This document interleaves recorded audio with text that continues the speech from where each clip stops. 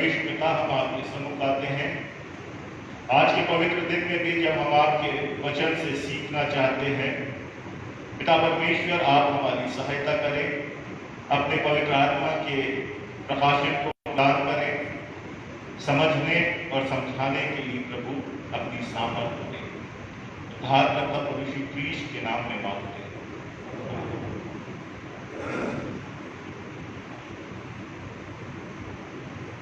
बहुत बार हमें जो नजर आता है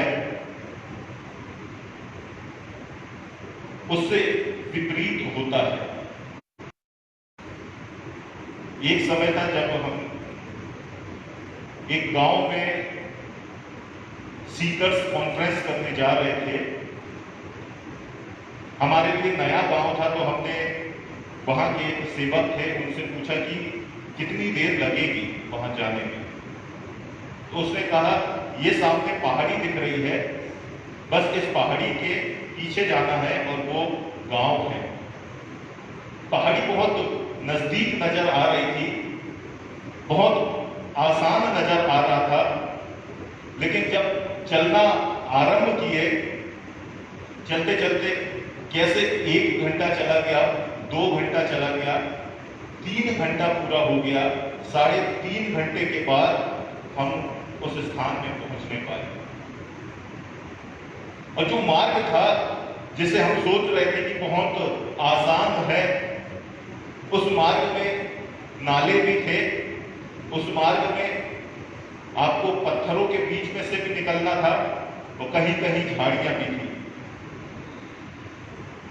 ये हमारे लिए तो प्रथम बात था, लेकिन जो वहां सेवा करते हैं उनके लिए ये आम रास्ता था। लेकिन ये रास्ते को देख के एक ही बात समझ आती है कि बहुत बार जो चीज हमको सुनने में बड़ा आसान लगता है, देखने में बहुत सहज मालूम होता है, जब उसे क्रियान्वित किया जाए तो बहुत कठिन होता है। ऐसे ही आज का हमारा विषय वो है, our love for others should be without any limit, like the love of God.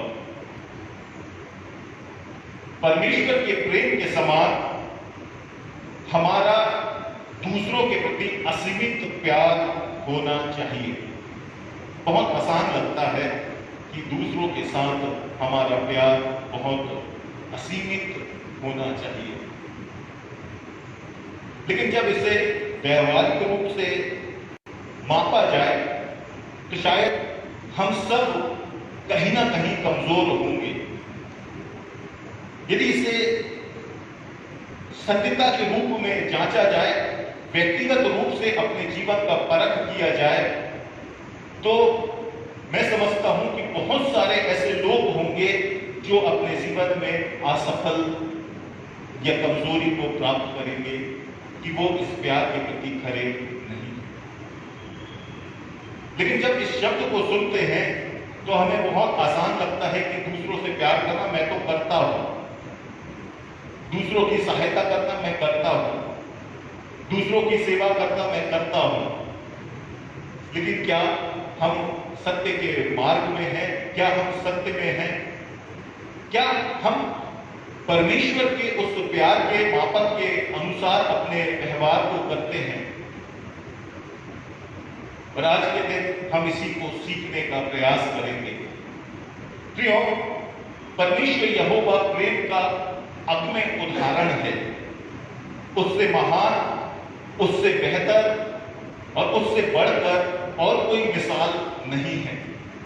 परमेश्वर जिसका प्यार असीमित है, परमेश्वर जिसने हमारी दरिद्रता की अवस्था में भी हमसे प्यार किया है, उसने हमें पाप की अवस्था में, उसने हमें दुर्बलता की अवस्था में, दरिद्रता की अवस्था में, ये जब हम शैतान के उस जाल में फंसे हुए अपनी मनमर्जी से, अपनी स्वेच्छा से, अपनी अभिलाषा में जीवन व्यतीत करते थे, उन घृणित जीवन की अवस्था में भी परमेश्वर ने हमसे प्यार किया है।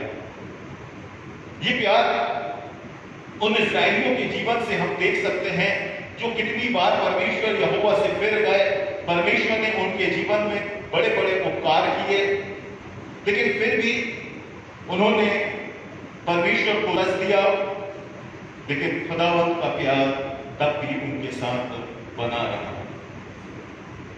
और इसलिए परमेश्वर का वचन हमें बार बार इस बात को बताता है कि हमें लोगों के साथ, एक दूसरे के साथ प्यार करना चाहिए। ये प्यार हमारे जीवन में एक अद्भुत सुरक्षा को लेके आता है, और एक विश्वासी होने के नाते हम इस बात को सीखते हैं या इस बात को जानते हैं कि हमारे जीवन में जो प्यार परमेश्वर ने हमसे किया है, वो प्यार हमारे लिए एक आदर्श है। मत्ती रचित सुसमाचार उसके 5वें अध्याय की 48वीं पद इस बात को कहती है कि सिद्ध बनो जैसा तुम्हारा स्वर्गीय पिता सिद्ध है। वो प्यार में सिद्ध है, क्षमा में सिद्ध है, और अद्भुत कामों में जो उसने परमेश्वर ने आपके और मेरे जीवन में किए हमारे लिए आदर्श है। इफिसियों उसका 5वां अध्याय और उसकी पहली और दूसरी पद को पढ़ेंगे तो वहां पे आप इस बात को पाएंगे, वहां लिखा हुआ है कि प्रिय बच्चों के समान परमेश्वर का अनुसरण करो और प्रेम में चलो जैसा मसीह यीशु ने तुमसे प्रेम किया है। हमको हमारा आदर्श, हमारा अनुसरण करना, हमारा मार्गदर्शक हमारा परमेश्वर है, और परमेश्वर के आदर्श में चलना हमारे लिए बहुत कठिन जान पड़ता है। लेकिन एक व्यक्तित्व है जिसने मानवीय रूप में उस आदर्श को प्रस्तुत किया, और न केवल उसने प्रस्तुत किया लेकिन हमारे लिए भी वो आदर्श। हम सब जानते हैं, जैसा हमने पढ़ा, यूसुफ जिसकी कहानी को हम बचपन में संडे स्कूल में सीखते हैं, उसके अपने भाइयों ने उसे गड्ढे में डाल दिया, गड्ढे में से निकाला और मिस्रियों को बेच दिया। अब वो वहां पे गुलाम के तौर पे चला गया, और किस प्रकार से परमेश्वर का अनुग्रह उसके जीवन में रहा कि वो वहां पे धीरे धीरे करके परमेश्वर की अनुग्रह में वहां का अधिपति, प्रधानमंत्री बन सका। और इसके बाद की घटना ये है जो हमने पढ़ा कि उसने जब उसके भाई और उसके पिताओं को उसने अपने पास बुलाया, उन्हें रखा, उनकी सब प्रकार की जरूरतों को पूरा किया, क्योंकि आसपास सब जगह अकाल था, लेकिन इसने उन्हें किसी भी प्रकार की भोजन और अन्य सामग्रियों से वंचित नहीं होने दिया। लेकिन जब हम पढ़ते हैं तो वहां पे हम इस बात को पाते हैं कि अब यूसुफ का जो पिता है वो मर चुका है, और उसके मरने के बाद भाइयों के अंदर डर पैदा हो गया। भाई लोग घबरा गए और उन्होंने आपस में मिलकर एक साझा किया कि अब हम यूसुफ के पास जाएंगे और उससे कहेंगे कि पिता ने हमें ये बात कही थी कि तू अपने भाइयों की बुराइयों का बदला बुराई से मत लेना, क्योंकि यूसुफ के पास पावर है, और ये लोग क्योंकि उसके सामने खड़े होने के प्रति, उसके सामने उनके जीवन में यूसुफ के प्रति जो बुराइयां इनने की हैं उससे ये घबराए हुए। और इसीलिए जब ये यूसुफ के पास आते हैं और उससे विनती करते हैं कि हमारे पिता ने ये कहा है, तो यूसुफ उनसे एक ही बात कहता है, क्या मैं परमेश्वर हूं? क्या मैं परमेश्वर हूं जो मुझसे डरते हो? यूसुफ उस प्रेम का अगले उदाहरण है जो इस बात को बताता है कि जो परमेश्वर ने हमसे प्यार किया है वो प्यार मानवीय रूप में भी पूरा किया जा सकता है। बहुत बार शत्रुओं से प्रेम, जैसा प्रभु यीशु मसीह ने कहा, हमारे लिए कठिन हो सकता है, लेकिन यूसुफ वो उदाहरण है जिसने इस प्रेम की मिसाल को दिया है। परमेश्वर का प्रेम जो स्थायी है, बदलता नहीं है। यूसुफ का प्रेम जो अपने भाइयों के प्रति था, विरोध के बावजूद, तमाम प्रकार की बुराइयों के बावजूद, घृणा के बावजूद भी बना रहा। कई वर्षों के बाद भी वो अपने भाइयों को और अपने पिता को भूला नहीं। जो प्रेम होता है वो स्थायी होता है, परिस्थितियां या गड़बड़ियां उसे बदल नहीं सकती हैं। परमेश्वर का प्रेम क्षमा देने वाला प्रेम है। हमारे पाप कितने बड़े हैं, हमने कितनी बार परमेश्वर के साथ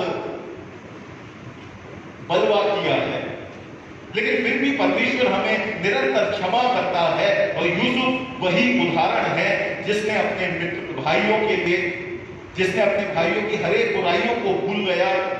उसने अपने जहन में इस बात को नहीं रखा, अपने हृदय में उस बात को नहीं रखा कि इनने मेरे साथ कैसा छल किया था।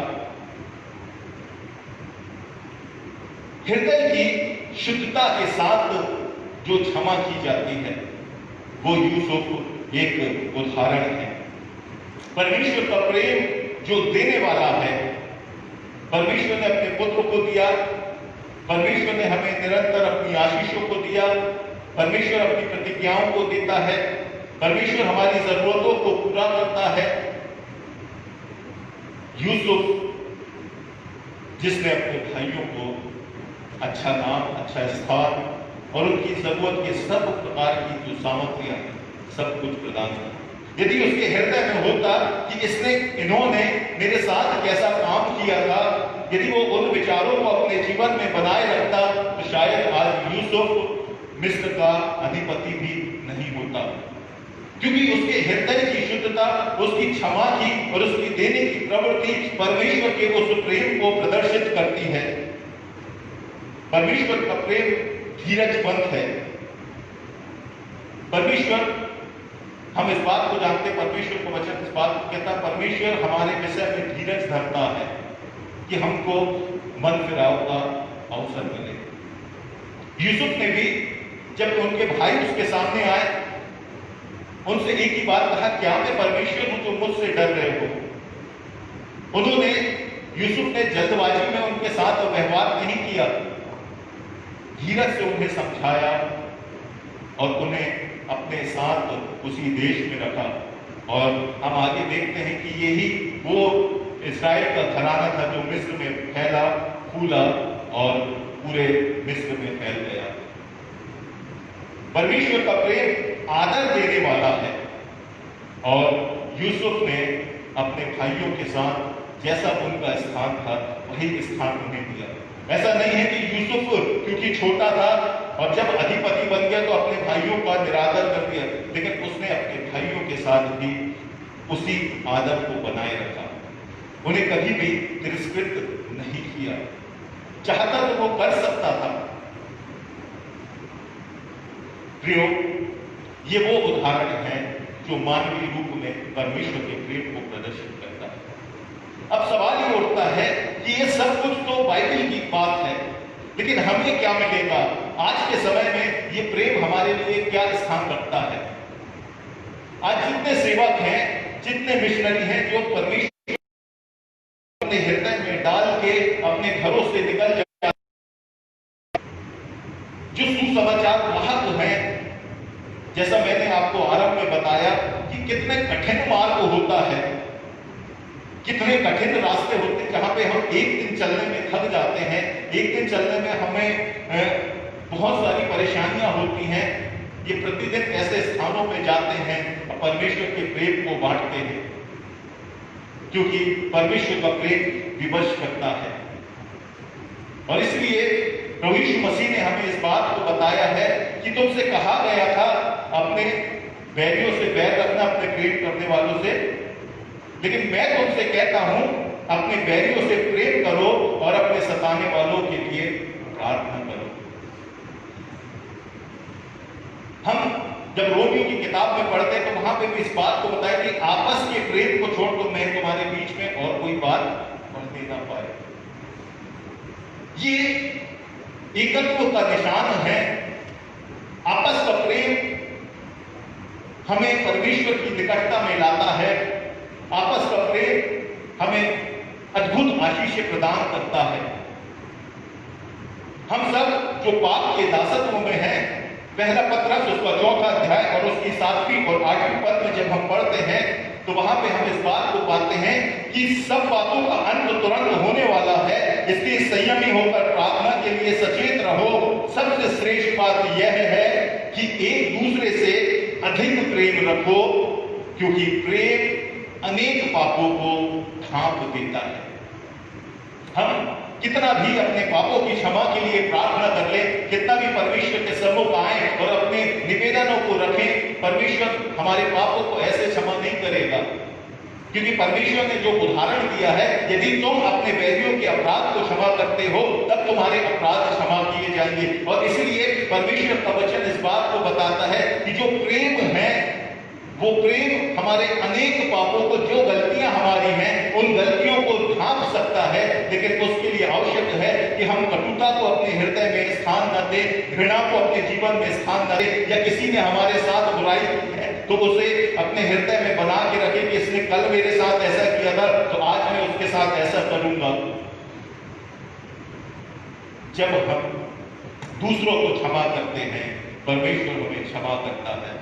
और इसलिए परमेश्वर का वचन ही हमें बताता है, जो परमेश्वर एक दूसरे के साथ प्रेम करने का आह्वान करता है, सिर्फ इसलिए कि हमारे पाप ढांपे जाए, हमारे पापों का बीच में एक पर्दा पड़ जाए जो प्रभु यीशु मसीह के लहू में है। दूसरी बात, प्रेम करना इसलिए आवश्यक है। रोमियो उसका 13वां अध्याय उसकी 8वीं पद को हम पढ़ते हैं, जो हमने पढ़ा भी है। वहां लिखा हुआ है, आपस के प्रेम को छोड़ और किसी बात में किसी के कर्जदार ना बनो, क्योंकि जो एक दूसरे से प्रेम रखता है उसी ने व्यवस्था पूरी की है। जो एक दूसरे से प्रेम रखता है उसी ने व्यवस्था पूरी की। और 10वें पद में लिखा हुआ है, इसलिए प्रेम रखना व्यवस्था का पूरा करना है। हम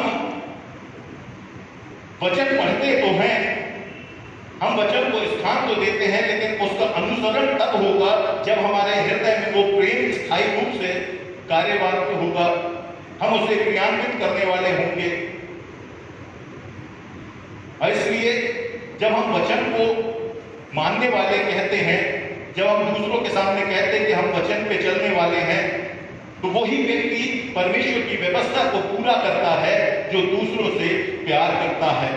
और इसलिए अपने आप को तैयार करने की आवश्यकता है कि हमारा प्यार जो दूसरों के साथ है वो निरंतर बना रहे, कि हम अपने प्यार में परमेश्वर के उस आदर्श को जो हमारे बीच में है, जिसको यूसुफ ने अपने जीवन में अपनाया, क्या हम भी अपना सकते हैं। तीसरी बात, जो परमेश्वर के प्रेम से हम प्राप्त करते हैं, हम जो प्रार्थना करते हैं, हम तेरे क्या हैं? संतान,